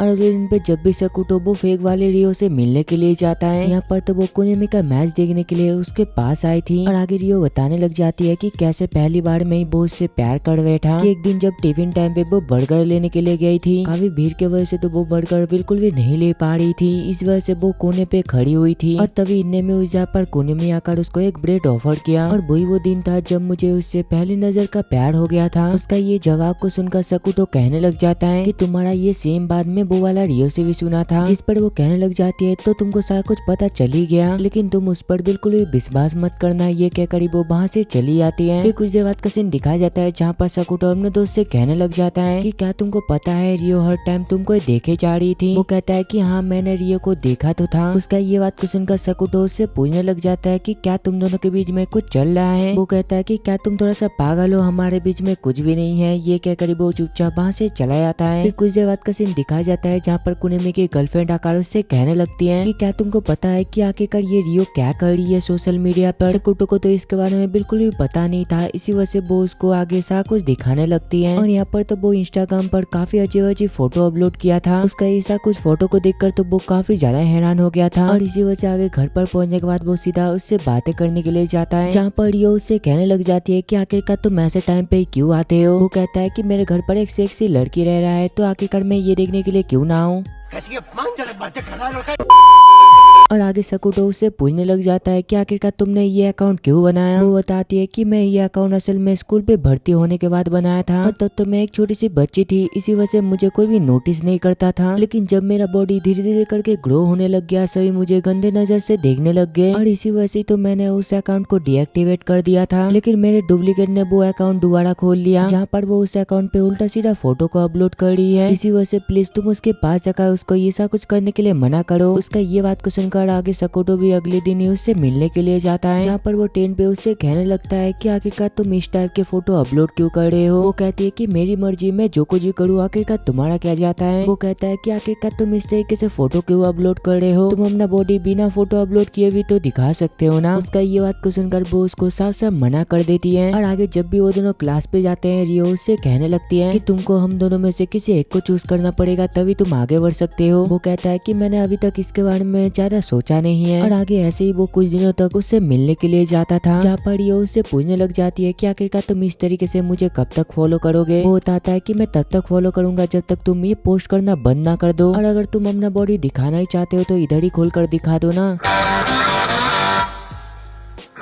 आखिरकार तुम बेफालतू का सोशल मीडिया पर ये फोटो क्यों अपलोड कर रहे हो। और तभी अचानक से रियो को एक अननोन पर्सन से मैसेज आता है कि क्या हम दोनों अकेले में इस लोकेशन पर मिल सकते हैं। ये मैसेज को पढ़कर तो यहाँ पर वो काफी ज्यादा डर गई थी। और आगे सकुटो कहने लग जाता है कि चलो हम लोग पुलिस पर कंप्लेंट करने के लिए जाते हैं। और आगे पुलिस को कंप्लेंट करने के बाद वो रियो को उसके घर पर छोड़ने के लिए जाता है, जहाँ पर हमें पता चलता है कि ऐसा कुछ होने के बाद तो उसने अपना अकाउंट को डीएक्टिवेट कर दिया था। और आगे जब भी सकुटो उसके घर पर जाता है, रियो उससे कहने लगती है कि मैं ये चाहती हूँ कि आज के लिए तुम मेरे घर पर ही रुक जाओ। उसका ये बात को सुनकर वो कहने लग जाता है कि इससे तुम्हारा मॉम डैड काफी ज्यादा नाराज हो जाएंगे। वो कहती है कि नहीं, मेरी पेरेंट्स असल में बाहर पर घूमने के लिए गई है और मैं घर पर अकेला हूँ, क्या पता वो पर्सन मेरे घर पर आ जाए मेरे साथ बहुत सारा कुछ हरकत करने के लिए। इसका ये सा कुछ बातें सुनकर आगे सकुटो को भी ना चाहते हुए भी उसके घर पर रुकना पड़ता है। और आगे हम लोग ये देखते हैं कि यहाँ पर तो रियो कुनामी के बारे में बातें कर रही थी कि कुनामी असल में एक हाफ हार्टेड स्टूडेंट है, जहाँ पर वो हर टाइम अजीब हरकतें करता है। इसी वजह से मुझे नहीं लगता कि वो मुझे कभी भी एक्सेप्ट भी करेगा। सकुटो कहता है कि क्या तुमको ऐसा लगता है। ये कहकर आगे वो जल्दी से कुनामी को कॉल कर उससे कहने लगता है कि रियो काफी ज्यादा मुश्किल में फंस चुकी है, इसी वजह से तुम जल्दी से स्टेशन के बाजू में आकर मिलो। और आगे जब भी वो लोग स्टेशन के बाजू में एक शॉप पर रुकते हैं, तभी इनमें में कुनामी काफी तेज साइकिल चलाती है उस जहाँ पर पहुंच जाता है। उसको इतना फास्ट यहाँ पर आता हुआ देख कर तो यहाँ पर वो काफी ज्यादा रोने लग गई थी, जहाँ पर उसको समझ आ गया था कि अब वो अकेला बिल्कुल भी नहीं है। और आगे वो लोग पूरी रात काफी ज्यादा एंजॉय करते हैं। और इतना सारा एंजॉय करने के बाद आगे कुनामी उन दोनों से कहने लगता है कि चलो हम लोग पिछले साल की तरह इस साल भी फायरवर्क देखने के लिए जाएंगे। उसका ये बात को सुनकर आगे वो दोनों भी जाने के लिए तैयार हो जाते हैं। और आगे घर पहुंचने के बाद तो यहाँ पर रियो को भी पता चल गया था कि वो उसका अकाउंट को डिलीट कर दिया है, लेकिन जब भी वो अगले दिन उठकर देखता है उसको अपने बहन से पता चलता है कि काफी टाइम से तो रियो घर पर नहीं आई थी। और अपने बहन का ये बात को सुनकर वो जल्दी से बारिश पे भीगते हुए वो डुप्लीकेट वाला रियो के पास चला जाता है, जहाँ पर वो उससे पूछने लग जाता है कि क्या तुमको आइडिया है कि आखिरकार वो मुझे कहाँ पर मिलेगी। उसका ये बात को सुनकर रियो भी उसको सा कुछ बता देती है। और आगे जब भी सकुटो स्कूल के अंदर जाकर देखता है, वहाँ पर तो रियो अकेले बैठकर रो रही थी। और आगे सकुटो के पूछने पर वो बताने लगती है कि मैंने असल में तुम्हारा वो फोटो देख लिया था, जहाँ पर तुम, मेरा डुप्लीकेट और कुनामी काफी ज्यादा एंजॉय कर रहे थे, और इसी वजह से शायद तुम दोनों को मेरा कोई भी जरूरत नहीं है, मुझे इस दुनिया पे रहना ही नहीं चाहिए। वो कहता है कि ऐसा बात बिल्कुल भी नहीं है, हम दोनों हमेशा तुम्हारे साथ थे और साथ रहेंगे, और तुम भी हम तीनों के साथ कल फायर फेस्टिवल पर जाने वाले हो। और ये कहकर आगे जब भी वो अपने घर पर जाने लगता है, अचानक से वो वहाँ पर बेहोश होकर नीचे गिर जाता है। और बाद में हमें पता चलता है कि बारिश में भीगने की वजह से तो वो बीमार पड़ गया था, इसी वजह से तभी उसके पास मैं आता है उससे मिलने के लिए। और आगे थोड़ी देर बातें करने के बाद वो रियो के पास जाकर उससे बातें करता है, जहाँ पर वो कहने लग जाती है कि तुम्हारा बहुत बहुत शुक्रिया मेरा इतना ज्यादा मदद करने के लिए, और मैं अगर सच कहूँ तो मैं भी तुम लोगों के साथ फायर फेस्टिवल देखना चाहती हूँ। वो कहता है कि मुझे ये बात ना बताकर तुम तुम्हारे डुप्लीकेट को इसके बारे में बताओ। उसका ये बात को सुनकर जब भी रियो उसका डुप्लीकेट से बातें करती है, अचानक से वो वहाँ पर ही गायब हो जाती है। और बाद में हमें पता चलता है कि वो दोनों रियो तो पहले की तरह एक हो गया था। फिर अगले दिन का सीन दिखाया जाता है, जहाँ पर वो तीनों एक साथ फायरवर्क देखने के लिए जाते हैं। और फायरवर्क के शुरू होने के साथ ही साथ तो यहाँ पर वो अपना लव को कन्फेस कर लिया था। उसका ये सा कुछ बातें को सुनकर तो दूसरा कुनामी को कुछ भी समझ नहीं आ रहा था, इसी वजह से वो रोती हुई कहने लग जाती है कि तुमको अभी जवाब देने की बिल्कुल भी जरूरत नहीं है, क्योंकि मैं अभी इसके लिए बिल्कुल भी तैयार नहीं हूँ, और वैसे भी मुझे पता है कि तुम जवाब में क्या बोलोगे। और तभी हम लोग दूसरे मैं को देखते हैं। और आगे जब भी वो सुबह उठकर मिरर को देखती है, वो तो काफी ज्यादा हैरान हो गई थी, क्योंकि यहाँ पर तो असल में वो कोई और ही बन गई थी। फिर अगले दिन का सीन दिखाया जाता है, जहाँ पर सकुटो अपने स्कूल पर था, जहाँ पर वो अपने मन में कहने लग जाता है कि एजेंसी का न्यू रूल की वजह से मैं काफी दिनों से मैं से मिल नहीं पाई, लेकिन उसने मुझसे प्रॉमिस किया था कि जब समर वेकेशन खत्म हो जाएगा वो पहले की तरह हर दिन मुझसे आकर मिलेगा। और स्कूल तो स्टार्ट हो गया था, लेकिन स्कूल के पहले दिन ही वो क्लास पर नहीं आई थी, और इसी वजह से सकुटो उसके क्लास पर जाकर उसको ढूंढने की कोशिश करता है, लेकिन वहाँ पर तो मैं नहीं था। और आगे स्कूल खत्म होने के बाद जब भी वो सैड होकर अपने घर पर जा रहा था, तभी अचानक से वो मैं को देखता है, जो कि छुप छुप कर एक जगह पर जा रही थी। उसको यहाँ पर देखकर सकुटो जल्दी से उसके पास जाकर उससे कहने लगता है कि आखिरकार तुम यहाँ पर क्या कर रहे हो। मैं कहती है कि क्या तुम मुझे बताओगे आखिरकार तुम कौन हो। उसका ये बात को सुनकर तो सकुटो काफी ज्यादा हैरान हो गया था, जहाँ पर वो जल्दी से उसका हाथ को पकड़कर उससे कहने लगता है, असल में तुम्हारा प्यारा सा बॉयफ्रेंड हूँ, क्या तुम मुझे भूल गए। वो कहती है कि तुम काफी ज्यादा बेकार दिखते हो, इसी वजह से तुम मेरे बहन का बॉयफ्रेंड बिल्कुल भी नहीं हो सकते। उसका ये बात को सुनकर तो सकुटो हद से ज्यादा शॉक्ड हो गया था। और तभी इतने में उस जगह पर मे का बहन आ जाती है, जहाँ पर हमें पता चलता है कि वो असल में मैं है। ये जानने के बाद तो उसको शुरुआत में बिल्कुल भी यकीन नहीं हो रहा था। इसी वजह से आगे वो अपने पैर के मदद से उसका पैर को दबाने लगती है। उसका ये हरकत को देखकर तो सकुटो को भी समझ आ गया था कि वो असल में मैं है। और आगे इसके बारे में पूछने पर उसको पता चलता है कि जब मैं आज सुबह उठकर देखी, मैं नोजुका के शरीर पर आ गई थी और वो मेरे शरीर पर। सकुटो पूछता है कि क्या ये एडोलेसेंट सिंड्रोम है? वो कहती है कि हाँ तुम सही हो। उसका ये बात को सुनकर तो यहाँ पर सकुटो काफी ज्यादा परेशान हो गया था। और आगे जब भी वो उन दोनों को अपने घर पर लेकर जाता है, नोजुका उससे पूछने लगती है कि जल्दी से बता आखिरकार ये घर का रेंट कितना है। वो कहता है कि मैं रेंट नहीं देता, बल्कि ये घर हमारा ही है। और वहाँ पर तो नोजुका को बिल्कुल भी यकीन नहीं हो रहा था कि ऐसा कुछ सच है। और नोजुका का ये नाम को सुनकर तभी सकुटो कहने लग जाता है कि ये नाम मैंने कहीं पर सुना है, तुम असल में वही लड़की हो ना जो कि एक आइडल ग्रुप पर है। वो बताती है कि हाँ तुमने बिल्कुल सही कहा। और आगे सकुटो उससे पूछने लगता है कि आखिरकार नोजुको तुम्हारा क्या लगता है? मैं बताती है कि असल में मेरा हाफ सिस्टर है और ये लड़की मेरे फादर की दूसरी शादी से पैदा हुई है। और कल रात ये मेरे घर पर आई थी, मेरे घर पर रुकने के लिए। लेकिन जब भी मैंने अगले दिन पर उठकर देखा, हम दोनों का बॉडी तो एक्सचेंज हो गया था। और आगे सकुटो नोजुका से पूछने लग जाता है कि क्या तुमको इसके बारे में कुछ पता है? वो कहती है कि आखिरकार मुझे कैसे पता होगा, मैं भी ये चीज पहली बार देख रही हूँ। सकुटो कहता है कि आखिरकार तुमको कैसे पता नहीं होगा, तुमने मेरे क्यूट मे के साथ शरीर बदला है। उसका ये बात को सुनकर मैं सकुटो के गालों को खींचते हुए कहने लग जाती है कि तुमको ऐसा बिल्कुल भी नहीं कहना चाहिए। और उन लोग का ये सब हरकत को देखकर तो दूसरा नोजुका काफी ज्यादा हैरान हो गई थी, जहाँ पर वो कहने लग जाती है कि इस मोमेंट पे आखिरकार तुम लोग इतना ज्यादा शांत कैसे रह सकते हो? मैं कहती है कि जो हो गया सो हो गया, जब तक हम लोग अपना ओरिजिनल बॉडी पर नहीं आ जाते तब तक मैं तुम्हारा कामों को संभालूंगी और तुम मेरा। उसका ये बात को सुनकर तो यहाँ पर नोजुका भी इसके लिए मान गई थी। इसी वजह से आगे वो दोनों एक दूसरे को अपना शेड्यूल दिखाने लगते हैं, जहाँ पर मैं कहने लग जाती है कि मैंने कभी भी गाना नहीं गाई है और इसी के साथ साथ ना ही मुझे सिंगिंग करना पसंद है। नोजुका कहती है कि मैं फोटोशूट का सारा कुछ संभाल लूंगी, लेकिन मुझे ड्रामा पर एक्टिंग करना बिल्कुल भी नहीं आता। उन दोनों का ये सब कुछ बकवास को सुनकर तो दूसरा सकुटो काफी ज्यादा परेशान हो गया था, जहाँ पर वो अपने मन में कहने लग जाता है अरे भगवान, मैं आखिरकार उसको किस कैसे करूंगा। फिर अगले दिन का सीन दिखाया जाता है, जहाँ पर वो तीनों एक साथ स्कूल जाते हैं। और आगे सकुटो से पूछने पर नोजुका को पता चलता है कि स्कूल पर तो उसकी बड़ी बहन का कोई भी दोस्त नहीं है। ये सुनकर तो वो काफी ज्यादा हैरान हो गई थी। और आगे स्टेशन पर जाते हुए मैं उससे कहने लगती है कि स्कूल खत्म होते ही तुम तुरंत ही घर पर आ जाना, किसी से भी बातें ना करके। जिस पर नोजुका बताने लग जाती है कि असल में मेरा भी कोई भी दोस्त नहीं है। उन दोनों का ये बात को सुनकर तो सकुटो उन दोनों का काफी ज्यादा मजाक उड़ा रहा था। और आगे स्टेशन पे पहुंचने के बाद मैं उससे अकेले में बातें करने के लिए जाती है, जहाँ पर वो उससे कहने लगता है कि तुम नोजुको का ध्यान रखना। और आगे वो उसको सारा कुछ बता देती है कि कैसे उन दोनों का मॉम उन दोनों का इस्तेमाल करती है ताकि इस वजह से वो दोनों एक दूसरे को जला सके। और आगे मे के जाने के बाद सकुटो नोजुका से बातें करने लगता है, जहाँ पर वो उससे पूछने लगता है कि क्या मैं अकेले में सेफ रहेगी। वो बताती है कि भले मैं एक आइडल हूँ, लेकिन मैं अपनी दीदी की तरह फेमस नहीं हूँ और किसी को भी मेरे बारे में कुछ खास पता नहीं है। और आगे स्कूल पहुँचने के बाद सकुटो नोजुका को उसका क्लास बता देता है, जहाँ पर नोजुका मे की तरह बातें करती हुए कहने लग जाती है कि मैं सारा कुछ संभाल लूंगी। उसका ये बात को सुनकर तो सकुटो काफी ज्यादा इम्प्रेस हो गया था, क्योंकि वो तो यहाँ पर काफी अच्छी तरीके से मे का नकल कर रहा था। और आगे इसके पूछने पर वो बताने लगती है कि कैसे वो बचपन से ही मे को देखते हुए आ रही है और इसी वजह से एक दिन जाकर वो उसके तरह बनना चाहती है। और आगे सकुटो रियो के पास जाकर उससे बातें करने लगता है। और यहाँ पर तो सकुटो ने उसको सारा कुछ बता दिया था, जो सुनकर वो उससे कहने लगती है शायद ये सारा कुछ इसलिए हो रहा है क्योंकि मैं काफी ज्यादा फेमस पर्सन है। और दूसरा नोजुका जो कि हमेशा से उसके तरह ही बनना चाहती थी। और आगे स्कूल खत्म होने के बाद नोजुका और सकुटो ब्रिज पर जाते हैं। और वहाँ पर पहुँचने के बाद तो नोजुका काफी ज्यादा एंजॉय कर रही थी और दूसरा तो सकुटो काफी देर से उसको एंजॉय करता हुआ देख रहा था। और उसको इतना ज्यादा घूरता हुआ देखकर नोजुका उसको ये सब कुछ करने के लिए मना करती है, जहाँ पर सकुटो दोबारा एक ठड़की होकर उससे कहने लगता है कि मैं तुम्हारे पैर के बीचों बीच अपना सर रखना चाहता हूँ। उसका ये बात को सुनकर तो यहाँ पर नोजुका उसको माँ बहन की गाली देने लग जाती है।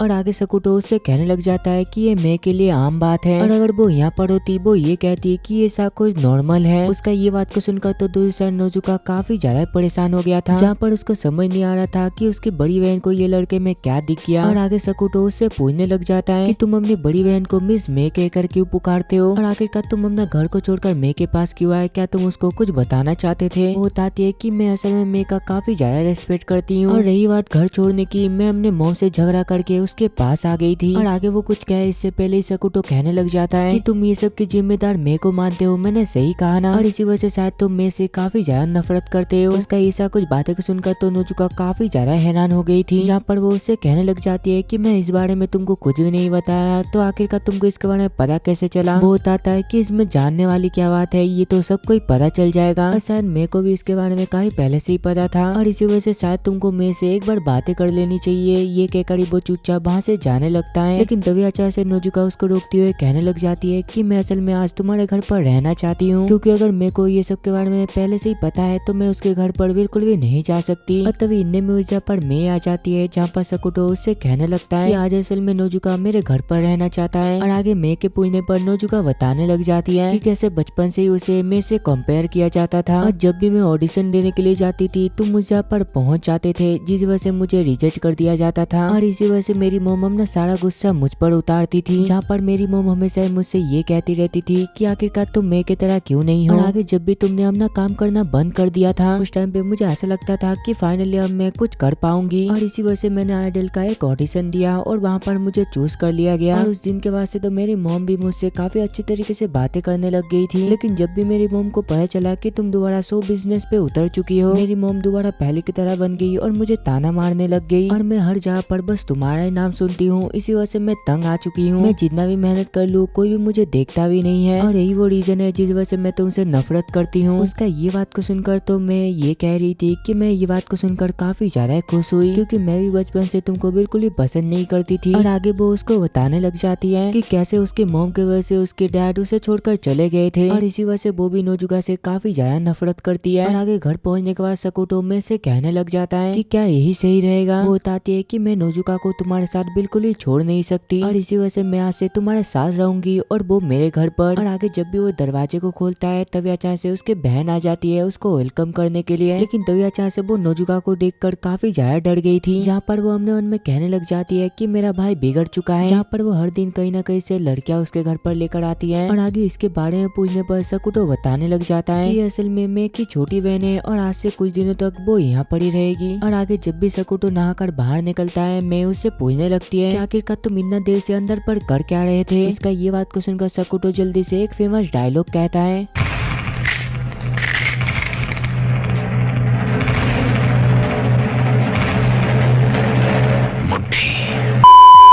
उसका ये सा कुछ बातें को सुनकर मैं आगे उससे कहने लगती है कि जल्दी से अपना कपड़े को पहनो, अगर तुम हमेशा ऐसे करते रहोगे तो नोजुका को इसके बारे में पता चल जाएगा। वो कहता है कि बाहर में जाए मुझे इससे कुछ भी फर्क नहीं पड़ता है, और वैसे भी वो एक छोटी बच्ची नहीं है जिसको कि मैं दूध पिलाकर एक अच्छा इंसान बनाऊंगा। फिर कुछ दिनों बाद का सीन दिखाया जाता है जहाँ पर नोजुका काफी अच्छे तरीके से अपना काम कर रही थी, और दूसरा मैं भी कम नहीं होता जहाँ पर वो काफी अच्छी तरीके से सिंगिंग कर रही थी। और एक दिन उसके घर पर सोको आती है और उसकी बिल्ली के साथ खेलने लग जाती है, जहाँ पर सकुटो उससे पूछने लग जाता है कि क्या तुम्हारा कोई बड़ी बहन है, अगर है तो क्या तुम मेरे साथ उसका सेट करवा दोगे। वो बताती है कि माफ करना मेरी कोई बड़ी बहन नहीं है। फिर अगले दिन का सीन दिखाया जाता है जहाँ पर वो तो नोजुका के साथ स्कूल से घर पर जा रहा था, जहाँ पर सकुटो घर न जाकर सीधा पार्ट टाइम जॉब के लिए चला जाता है। वहाँ पर वो टोमो से मिलता है जो कि एक मैगजीन पढ़ रही थी, और वो मैगजीन तो और किसी का नहीं बल्कि मे का था। और आगे काम के दौरान मे सकुटो से मिलने के लिए आती है, जहाँ पर वो उसको बताने लग जाती है कि कैसे उसकी मॉम 50 से भी ज्यादा बार उसको मैसेज किया है। उसका ये बात को सुनकर आगे सकुटो उसको बताने लग जाता है कि कैसे नोजुका भी तुम्हारी तरह काफी ज्यादा मेहनत कर रही है। और आगे उसके पूछने पर वो बताने लगती है कि मैं तो बस यहाँ पर अपने बॉयफ्रेंड का चेहरा देखने के लिए आई थी, और मैं यहाँ पर अपनी बहन के बारे में सुनने के लिए नहीं आई हूँ, इसी वजह से चुप हो जाऊँ। लेकिन इसके बावजूद भी वो कहने लग जाती है कि क्या नोजुका मेरे बारे में कुछ कह रही थी। वो बताता है कि नहीं मुझे तो कुछ भी नहीं बताया। फिर अगले दिन का सीन दिखाया जाता है जहाँ पर नोजुका का एक सूट था, और इसी वजह से सकुटो जल्दी से सुबह सुबह उसको देखने के लिए जाता है, जहाँ पर वो ये देखता है कि नोजुका तो मैं बनने की काफी ज्यादा कोशिश कर रही थी, लेकिन उससे ये बिल्कुल भी नहीं हो पा रहा था। और ये करते करते वो इतना ज्यादा डर गई थी जिस वजह से पैनिक के मारे वो वहाँ पर ही बेहोश हो जाती है। और आगे बाद में सकुटो मे से मिलता है, जहाँ पर वो उसको बताने लगता है कि कैसे वो शूटिंग के दौरान पैनिक के मारे वहाँ पर ही बेहोश हो गई थी, और इसी वजह से आज के लिए शूटिंग बंद करना पड़ा। फिर अगले दिन का सीन दिखाया जाता है, और यहाँ पर तो क्लास में बैठ कर सकुटो इसी चीज के बारे में सोच रहा था। तभी इतने में उस जगह पर कुनामी आकर उससे पूछने लग जाता है कि आखिरकार तुम किसके बारे में सोच सोच रहे हो। वो कहता है अगर क्या होता अगर मेरा एक बड़ी बहन होती जो कि कुछ भी कर सकती है और वो मुझसे काफी ज्यादा टैलेंटेड हो। वो पूछता है कि आखिरकार तुम किस चीज के बारे में पूछ रहे हो, मुझे कुछ भी समझ नहीं आ रहा है। वो बताता है कि असल में मेरा कोई बड़ी बहन नहीं है और इसी वजह से मैं जानना चाहता था कि अगर कोई मेरी बहन से मुझे कंपेयर करता है तो मुझे कैसा फील होगा। कुनामी कहता है कि क्यों ना हम लोग एक ऐसी लड़की से इसके बारे में पूछे जिसका की एक बड़ी बहन है। और वो तो असल में यहाँ पर अपने गर्लफ्रेंड के बारे में बातें कर रहा था। और आगे उसके आने के बाद सकुटो उससे पूछने लग जाता है कि क्या तुम्हारी कोई बड़ी बहन है और क्या तुम उसको अच्छे तरीके से जानते हो। वो बताती है कि हाँ मेरी एक बड़ी बहन है और वो कुछ सालों पहले स्कूल की स्टूडेंट काउंसिल प्रेसिडेंट भी बन चुकी है। सकुटो पूछता है कि क्या तुम्हारी बहन काफी ज्यादा जीनियस है। वो बताती है कि हाँ तुम बिल्कुल सही हो कि कैसे उसको एक ही बारी में जापान के टॉप यूनिवर्सिटी में एडमिशन मिल गया था। उसका ये बात को सुनकर सकुटो उससे पूछने लग जाता है कि क्या तुम अपनी बड़ी बहन को पसंद करते हो। वो बताती है कि कुछ खास नहीं। जिस पर सकुटो उससे पूछने लग जाता है कि क्या तुम अपनी बड़ी बहन से नफरत करते हो। वो बताती है कि मैं ऐसा कभी सोच भी नहीं सकता। उसका ये बात को सुनकर तो यहाँ पर सकुटो को भी ईसा को समझ आ गया था कि वो ना ही अपनी बहन को पसंद करती है और ना ही नफरत। और आगे वो बताने लग जाती है कि मैं अपनी बहन से बिल्कुल भी नफरत नहीं करती हूँ। जहाँ पर मेरी मॉम हमेशा ही मुझे उसके तरह बनने के लिए कहती है, इसी वजह से तो मैं कभी कभार काफी ज्यादा परेशान हो जाती हूँ। और आगे स्कूल खत्म होने के बाद जब भी वो अपने घर पर जाता है वहाँ पर तो मैं उसके लिए इंतजार कर रही थी। जहाँ पर मैं उसको अपना घर का दूसरा चाबी देती हुए उससे कहने लगती है कि मैं ये चाहती हूँ कि तुम नोजुका के पास जाकर उसका मदद करो। उसका ये बात को सुनकर वो भी तुरंत ही मान जाता है और वहाँ से जाने लगता है। लेकिन जाने से पहले वो उससे कहने लग जाती है कि चाहे जो कुछ ही हो जाए तुम कमरे में वो वुडन अलमारी को बिल्कुल भी मत खोलना। और आगे जब भी सकुटो नोजुका के घर पर जाता है वो उससे पूछने लगती है कि आखिरकार तुम यहाँ पर किस लिए आए हो। वो बताता है कि मैं तो इस जगह पर बस ऐसे ही घूमने के लिए आया था। और आगे जब भी सकुटो उस घर का हालत को देखता है वो साफ सफाई करने के बारे में डिसाइड करता है। और आगे जब भी नोजुका नहाने के लिए जाती है तो ऐसा सकुटो जल्दी से वो वुडन अलमारी को खोल लेता है। और आगे जब भी सकुटो अपने घर पर जाता है मैं उससे पूछने लग जाता है कि आखिरकार तुम उस जगह पर क्या कर रहे थे इतना देर से। वो बताता है कि मैं असल में घर का साफ सफाई कर रहा था और वैसे भी तुम दोनों बहनें हो इसी वजह से तुम दोनों को हर टाइम झगड़ा नहीं करना चाहिए। फिर अगले दिन का सीन दिखाया जाता है और यहाँ पर तो नोजुका हमारे एमसी के साथ एक हॉरर मूवी देख रहा था। ये देख करते यहाँ पर नोजुका काफी ज्यादा डर गई थी। और मूवी खत्म होने के बाद जब भी वो अपने घर पर जाने लगता है तभी अचानक से नोजुका उसको रोक लेती है। जहाँ पर वो उससे कहने लग जाती है कि प्लीज तुम मेरे नहाने तक यहाँ पर ही रुक जाओ। लेकिन हमारा लौंडा तो एक डर की आवाज था जहाँ पर वो उससे कहने लगता है कि अगर तुम मेरे साथ नहाओगे तो मैं इसके लिए बिल्कुल तैयार हूँ।